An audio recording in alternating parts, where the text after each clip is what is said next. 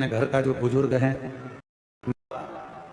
चाहे वो माता पिता की हो, घर के बुजुर्गों की हो, घर के बड़ों की हो, या फिर हमारे कोई परिचित की क्यों नहीं, वो दुआ हमारे जीवन में हमें सफलता जरूर देती है, हमें सुख जरूर देती है। शिव महापुराण की कथा कहती है, भगवान शंकर का पवित्र चरित्र कहता है, शिव महापुराण की कथा वर्णन करती है, जब घर से निकलो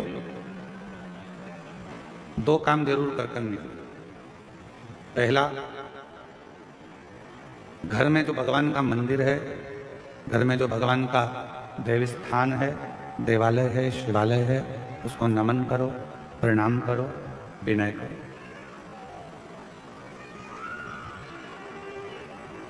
दूसरा, घर से निकलते समय अपने घर का जो बुजुर्ग है, अपने घर के जो बड़े हैं, उनको नमन करो, उनको प्रणाम करो। एक परमात्मा का साथ और दूसरा घर के बुजुर्गों का आशीर्वाद जब हमारे साथ चलता है तो निश्चित है उसका फल हमको मिलता जरूर है। कहीं विघ्न में हम पड़ रहे हैं, कहीं विघ्न में हम घिर गए हों, पड़ गए हों, तो उस विघ्न से निकलने के लिए घर के बुजुर्गों का आशीर्वाद और महादेव की कृपा, ये दोनों ही हमारे लिए श्रेष्ठता देते हैं। एक होता है तराशना और दूसरा होता है तलाशना।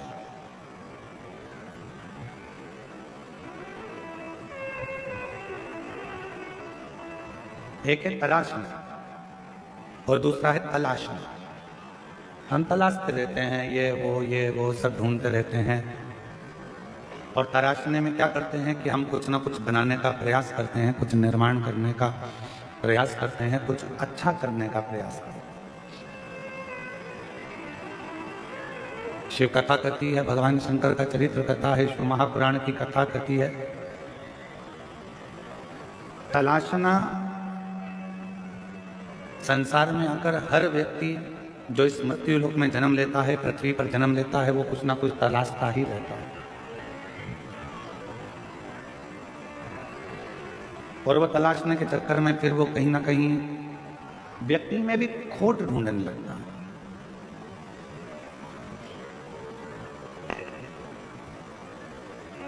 व्यक्ति में भी बुराइयां ढूंढने लगता है। क्यों? क्योंकि वो तलाशता।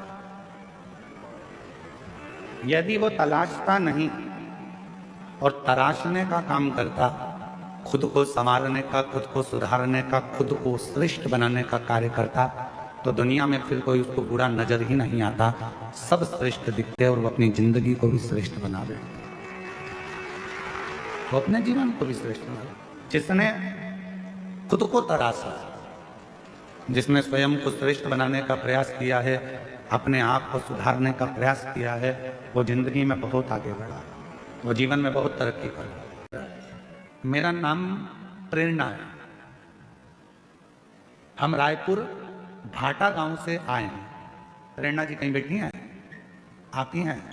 धन्यवाद आपके प्रश्न का, बहुत सुंदर आपने प्रश्न किया। आइए एक बेलपत्र लेकर जाइएगा, और नीचे आपने लिखा, आपकी बहन प्रेरणा, मैं बहुत बहुत साधुवाद करता हूं जी आपके प्रश्न के लिए। आपने प्रश्न किया, घर के मंदिर में देवी और देवता दोनों रहते हैं। हमारे घर के मंदिर में, प्रत्येक घर के मंदिर में देवी भी रहती है, देवता भी रहते हैं। हमें घर में नित्य प्रति कौन सी बाती का दिया लगाना चाहिए, लंबी या गोल? कृपया निवेदन है, इस प्रश्न का उत्तर जरूर। सबके घर में देवी भी होती है, देवता भी होती है। अब बत्ती कौन सी लगाना है, कौन सी बाती? एक होती है लंबी बाती। बोलो बोलो, सही है कि गलत है? प्रश्न अच्छा है ना? अरे जम के तो बोलो, सबके काम का है तो फिर वो जी के लिए जोरदार ताली बजाओ।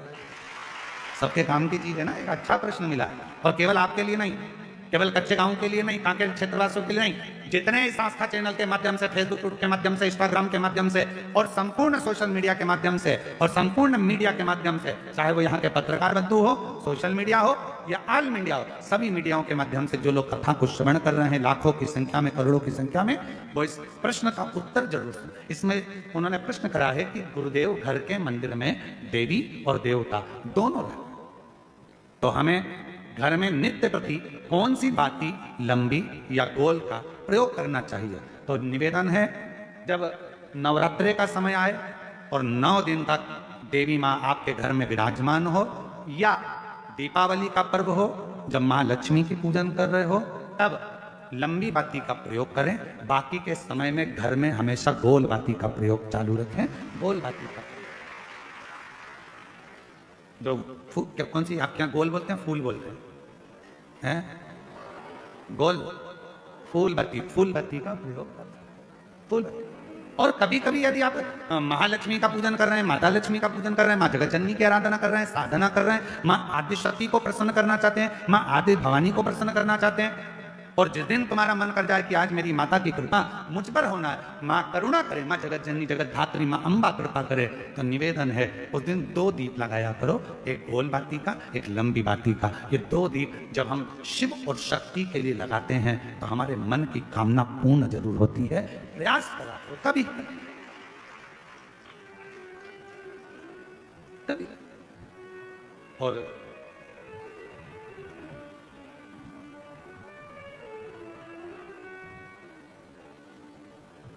एक प्रश्न और इन्होंने लिखा है, गुरुदेव हम जानना चाहते हैं कि हम बच्चों को रुद्राक्ष का जल देना चाहते हैं, पर बच्चे कई बार वो पीते नहीं, कोई कहीं नहीं पीता, कोई नहीं पीता, कोई पीता, तो हमने क्या करा कि घर का जो मटका है उस मटके में रुद्राक्ष डाल दिया। कैसी रही? अब इसका उत्तर तो तुम दे दो, कैसी रही? अच्छा तो बोलो जमते, कैसी रही? अच्छी रही।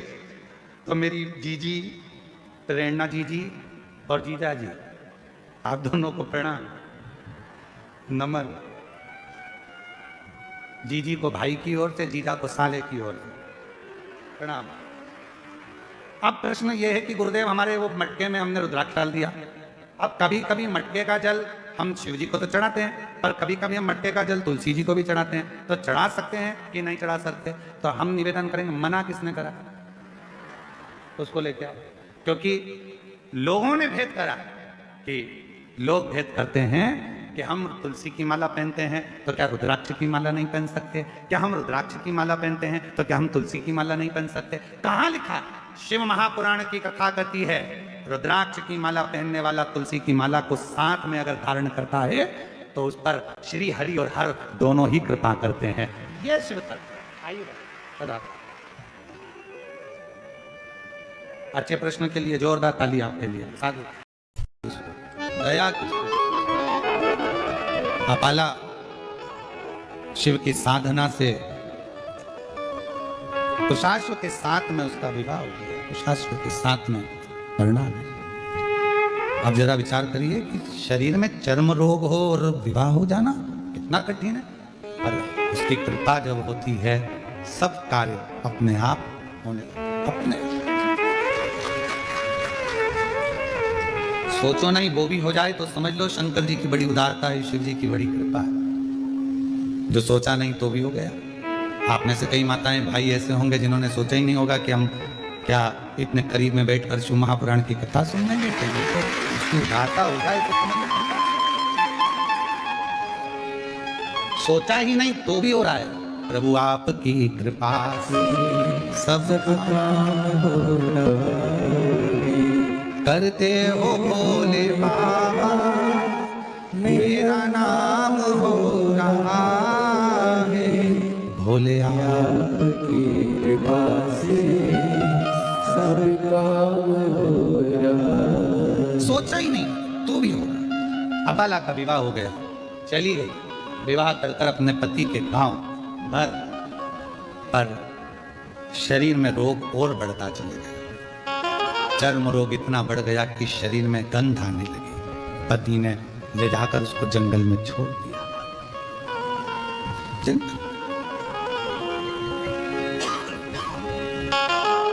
तेरे पिता ने मेरे साथ धोखा किया, अपाला हाथ जोड़कर कहती है, मेरे पिता ने धोखा नहीं किया।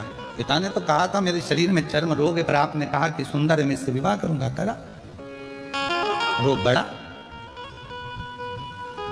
धक्का देकर निकाल दिया बाहर। जंगल में घूम रही अपाला, कहाँ जाऊं, किसके पास जाऊं?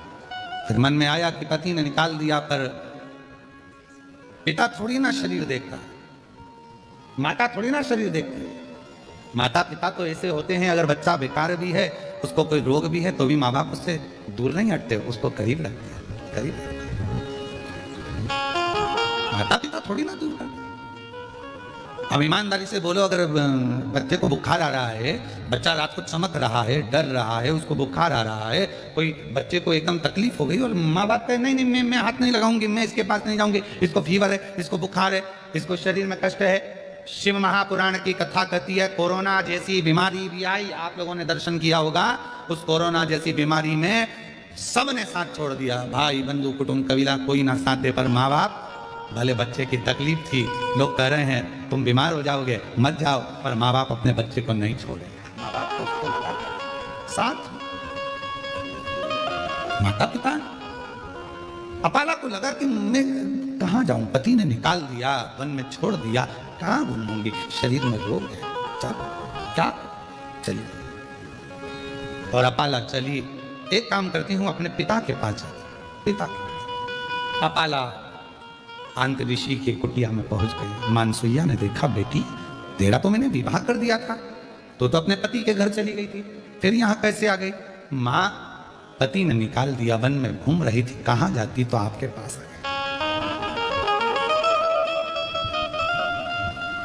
मेरी जीजियों,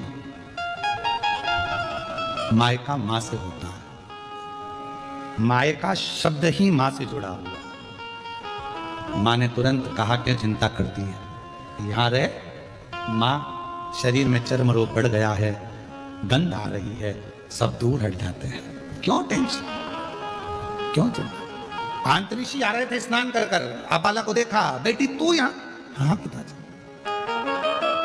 शरीर में रोग बढ़ा, पति ने छोड़ दिया, यहां ही हूं, क्यों चिंता करना।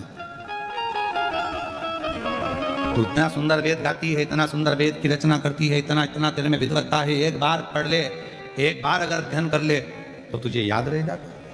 अब दत्तात्रेय भगवान की बहन है अपाला, चंद्रदेव की बहन है अपाला, दुर्वासा जी की बहन है अपाला, कोई साधारण हो कि विद्वत्ता में परिपूर्ण। अभी आपको कथा में कहा, बेटे को कहना पड़ता है पढ़ पढ़ पढ़, बेटी को नहीं कहना पड़ता। आई स्कूल से और पुस्तक निकाल के सोफे पे लंबा पाँव कर कर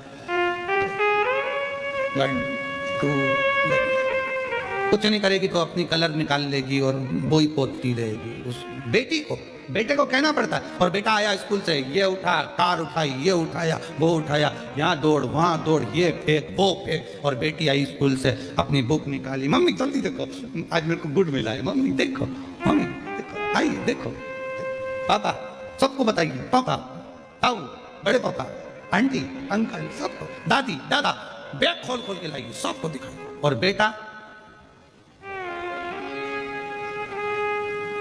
मम्मा का मोबाइल लेकर बैठा, पापा का पेन लेकर बैठा, पर बेटी उसको नहीं कहा जाता कि तू इतनी विद्वान थी अपाला, विद्वत्ता में परिपूर्ण, वेद की ऋचा जब बना सकती है, वेद की जब ऋचा को तैयार कर सकती है, सुप्त तैयार कर सकती है, तो वो साधारण नहीं हो सकती, साधारण। अब अंत ऋषि ने देखा कि बेटी का शरीर बहुत बिगड़ गया, रोग बहुत ज्यादा हो गया, चर्म रोग बहुत ज्यादा फैल गया, क्या करूं। अब अंत ऋषि ने कहा कि बेटी, क्या तूने, इंद्रदेव ने कहा था तो तूने क्या शंकर भगवान की साधना नहीं करी? करी, मैंने तब करा, साधना करी, उसी से तो मेरा विवाह हुआ था। फिर ये शरीर में रोग। आखिरी में इंद्रदेव स्वयं कैलाश पर्वत की ओर चले गए, अपाला को देखकर कि इसका शरीर बिगड़ गया, शरीर। पूरी दुनिया की पहली स्त्री थी पहली कन्या थी देवताओं में जो विद्या के प्रति इतनी जागरूक थी। आज के जमाने में लोग बेटियों को पढ़ाने से पहले विचार करते हैं कि पढ़ाएं ना पढ़ाएं, इतनी पढ़ ली बहुत है। पहली बेटी थी आंतरी ऋषि की बेटी अपाला, जो विद्या अध्ययन में प्रखर थी, जो वेद में भी अपनी ऋचाओं को सुक्त को प्रदान कर देती थी, वो अपाला थी। इंद्रदेव ने कैलाश पर्वत पहुंचे। शिव जी तो कैलाश पर मौन होकर बैठे थे। किससे कहें कि अपाला को एक रोग है और अपाला मुझे बसती है और मैं जाऊंगा नीचे उससे मिलने के लिए तो मुझसे वर मांगेगी। एक बार मैंने उसको साधना बता दी थी, पर उसके बाद उसका विवाह तो हो गया था, फिर तक शरीर में रोग। इंद्रदेव पहुंचे देवादिदेव महादेव के पास में। शंकर भगवान मौन थे, नंदी बैठे थे। नंदी शिव जी की ओर निहार रहे, शंकर जी बोले कुछ नहीं। इंद्रदेव ने जाकर अपाला से कहा, अपाला अगर तेरे शरीर में रोग है तो तू भी एक काम कर, कुछ मत कर, शिव जी को निहार। नंदी हमको प्रेरणा देता है। शंकर भगवान के मंदिर में जो नंदी की स्थापना होती है शिव मंदिर के बाहर, वो हमको प्रेरणा देता है कि इधर उधर ना झांकते हुए शंकर पर दृष्टि लगा लो, वो तुम्हारी सृष्टि बदल देगा, वो तुम्हारी जिंदगी बदल। वो नंदी सीख। पर हमारी आदत बुरी है, हम मंदिर जाते हैं तो 10 जगह पर ध्यान लगाते हैं। हम कथा में भी जाएंगे तो 50 जगह हमारा ध्यान जाएगा। अगर मंदिर भी जाएंगे तो 50 जगह ध्यान जाएगा। तीर्थ जाएंगे तो 50 जगह ध्यान जाएगा। यहाँ तक शिव महापुराण की कथा कहती है कि यदि आप काशी विश्वनाथ जी का दर्शन करने के लिए काशी में पहुंचे हो तो सबसे पहला लक्ष्य तुम्हारा ये होना चाहिए कि मुझे विश्वनाथ जी से मिलना, मुझे बाबा का दर्शन करना। कृष्णेश्वर बेलूर गए हो, मुझे शिव जी का दर्शन करना। मुझे भीमा शंकर गए हो, भीमा शंकर, मेरी मासी के यहाँ बाद में जाऊंगी, दूसरे मंदिर बाद में जाऊंगी, पहले सबसे पहले मुझे जाना है तो मेरे बाबा के यहाँ जाना, जिससे मिलने के लिए आई।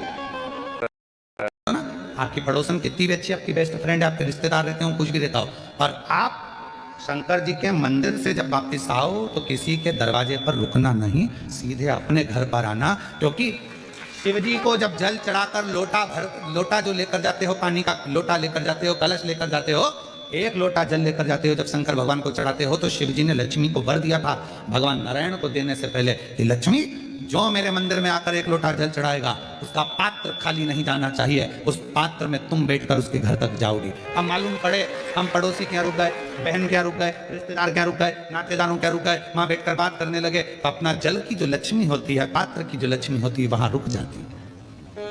उस पात्र को लेकर घर तक।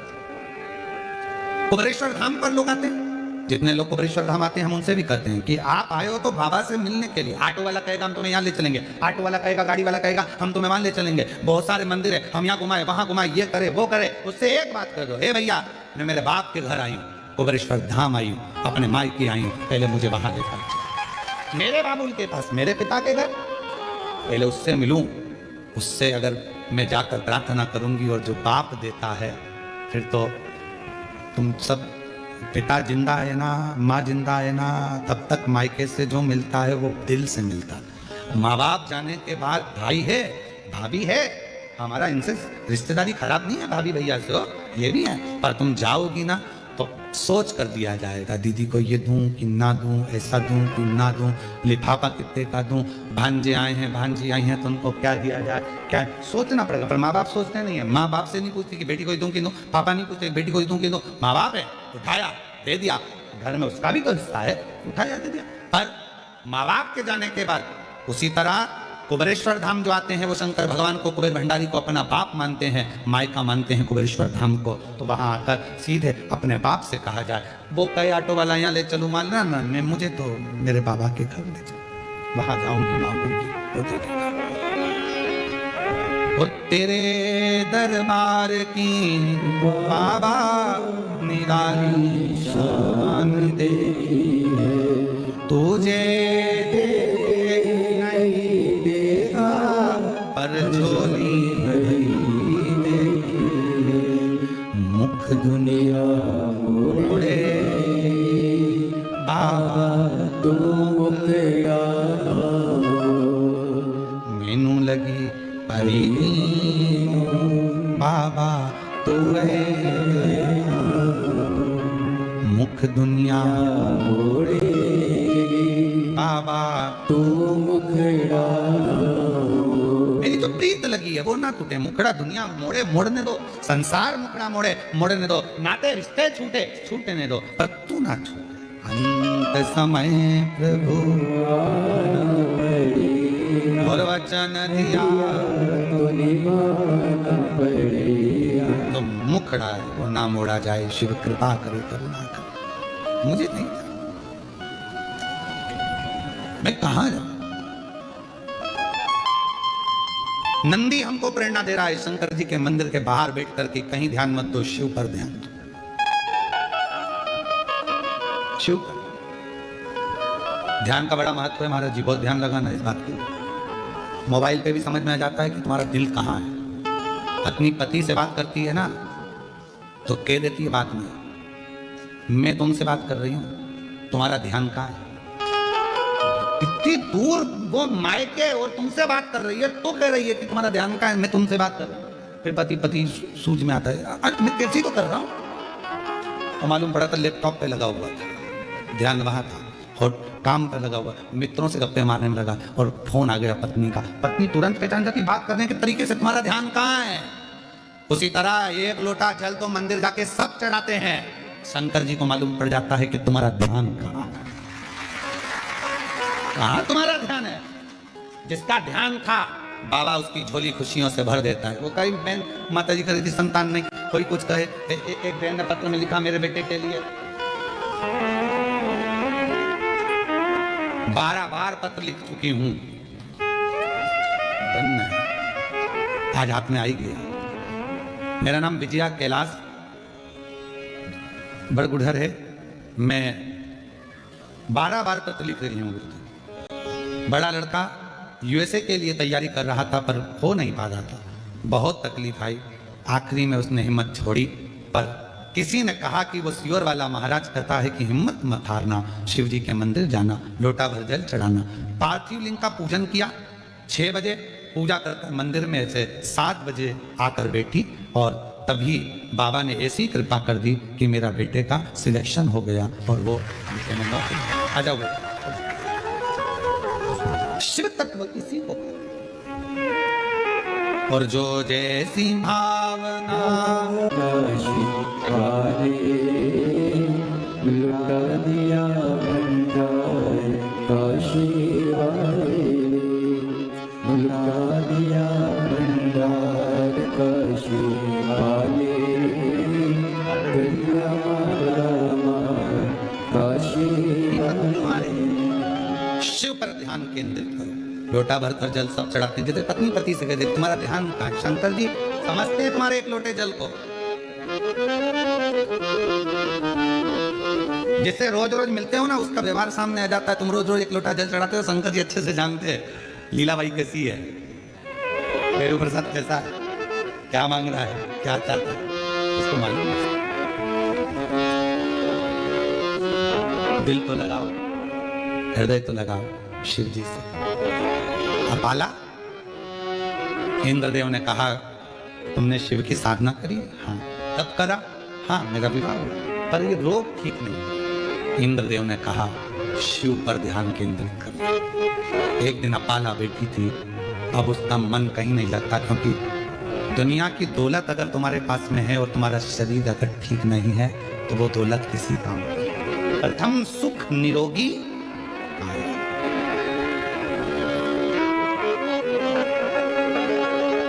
एक बार हम कथा करने के लिए गए और एक बहुत बड़ा हॉस्पिटल था। उस हॉस्पिटल में पहुंचे तो कोई अपने बाप के लिए, कोई अपने बेटे के लिए, कोई अपनी पत्नी के लिए, कोई अपनी माँ के लिए, कोई पति के लिए अटैची भर भर कर पैसा लेकर खड़े थे कि ये रोग ठीक कर। बहुत प्रथम सुख निरोगी काया। और मेरा पूरे सनातनियों से, पूरे विश्व में बैठे हुए शिव भक्तों से निवेदन है, मेरा बेटा बेटियों से, मेरे माताओं से, मेरी जीजियों से, मेरे जीजाओं से, मेरी माओं से, मेरे बाबाओं से, सबसे निवेदन करता हूं, एक लोटा जल शिव जी के मंदिर में जाकर चढ़ाना प्रारंभ कर दो। तुम्हारी जिंदगी के 80% दुख शंकर जी काटना प्रारंभ कर जाओ, बिना संकोच, बिना सोचे। लोग ताना दे, हंसे, व्यंग करे करने दे, पर अपन चलो अपने शंकर के धाम, शिव के धाम। कोई कहे गुरुजी मैं तो अच्छी हूं, क्या करूंगी मंदिर जाकर, बात का समय किसने देखा? कोई को मालूम है समय कैसा आ सकता है, कैसा समय आएगा ये किसको मालूम? जाओ शिव को जल चढ़ा। अपाला शिव की साधना करी, हाँ तब करी, हाँ। अब शंकर जी को निहार रही थी, वहीं से तुमरुका जी निकल कर जा रहे थे। तुमरुका जी ने अपाला को देखा, रोज बैठी रहती है, शिव जी को देखती रहती है। इसको ना जाने किसने कह दिया कि नंदी जैसे बैठ जा शंकर को देखने के लिए। तुमरुका जी ने कहा अपाला अभी तक तूने शिव जी की आराधना करी, साधना करी, तप करा, शंकर जी का पूजन किया क्या तूने? शिव तप से ज्यादा पूजन से प्रसन्न होते, शिव साधना से ज्यादा पूजन से प्रसन्न होते। तू एक काम कर, शिव मंदिर तो रोज आती है, शंकर की आराधना करती है, शिव के ऊपर एक लोटा जल समर्पित करना प्रारंभ कर। जल, हाँ। अपाला ने एक लोटा जल चढ़ाना चालू करा। आज इंद्रदेव भगवान शंकर के पास पहुंच गए, शिव के नेत्र खुले हुए थे। शिव जी से प्रार्थना करी, मेरी बेटी है अपाला, वो बेटी अपाला जिसने रचनाएं करी हैं, वेद और शास्त्र उसके कंठस्थ हैं, वो अपाला चर्म रोग से ग्रसित है, कुछ करुणा करो। शंकर भगवान तो कुछ नहीं बोले, पर इतने में नंदी ने कह दिया अपाला कल शिव जी को जो जल चढ़ाएगी, चढ़ा हुआ जल इंद्रदेव तुम झेल लेना, उस जल को अपाला के शरीर पर डाल देना, उसका चर्म रोग समाप्त हो जाएगा। अपाला के शरीर और अपाला जल चढ़ाई। हमने एक बात कही थी, आप लोगों के स्मरण में देखी नहीं है, हमको नहीं मालूम, याद होगा तो आप जरूर बताओ। शिवलिंग है, जलाधारी है, ये शंकर जी, जलाधारी पार्वती जी, जल बहता है यहाँ गणेश, कार्तिकेय, अशोक सुंदरी। बोला था ऊपर जो जल बहता है वो शिव जी की 5 बेटियां, जया, विषहरा, शामरीवारी, दौतली। जो जल बहकर जाता है, जिसको लांगा नहीं जाता, जहां से जहां तक जल जा रहा है उसकी दूरी पर सबसे पहला स्थान इंद्र का, वरुण, गरुण, 33 कोटि देवता उस जल को लेने के लिए खड़े रहते हैं। ये जल इंद्र ने झेला, ये जल, और वो जल झेल कर इंद्रदेव ने अपाला के शरीर पर डाल दिया। जैसे ही डाला, अपाला समझ नहीं पाई आज हल्की सी पानी की बूंद कहां से। कभी कभी एक थोड़ा सा अगर जिसकी शिव भक्ति प्रबल हो जाती है, जो शिव जी को बहुत मानने लगता है, शंकर उसको प्रेरणा देते। कभी कभी आप शंकर जी को जल चढ़ा रही होती हो, मंदिर में कोई नहीं होता, तो भी हल्की सी पानी की बूंद तुम्हारे चेहरे पर, शरीर पर आ जाती है, समझ में नहीं आता, कोई नहीं है, पानी का छींटा कहां से आया? तुमने दूसरे से पूछा क्यों जलवृष्टि हो रही है क्या? कोई ने पानी डाला था क्या? कोई ने कूलर चालू करा क्या? कोई ने पंखा चलाया क्या? ये पानी का छींटा मेरे ऊपर कहां से आया? तुम्हें समझ नहीं आता। तुमने जो शिव जी को जल चढ़ाया है, भक्ति से जो मांगा था, इंद्र ने वो ले जाकर तुम्हारे ऊपर इसी जंतर पर तुम्हें दुख से मुक्त करा।